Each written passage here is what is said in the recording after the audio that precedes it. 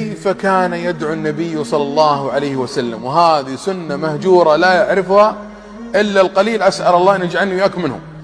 كان يدعو بتسلسل يتكون من خمس مراحل.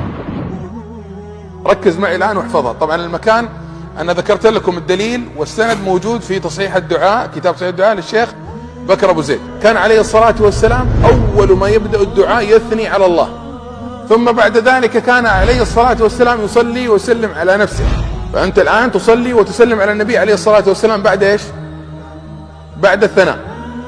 ثم تقر بذنوبك، لا إله إلا أنت سبحانك إني كنت من الظالمين. ثم بعد ذلك تدعو بما شئت من خير الدنيا والآخرة. ثم إذا أردت أن تختم في دعائك تصلي على النبي صلى الله عليه وسلم، ثم تحمد الله. يعني بدأت بالحمد وانتهيت بالحمد. آخر دعواهم أن الحمد لله رب العالمين.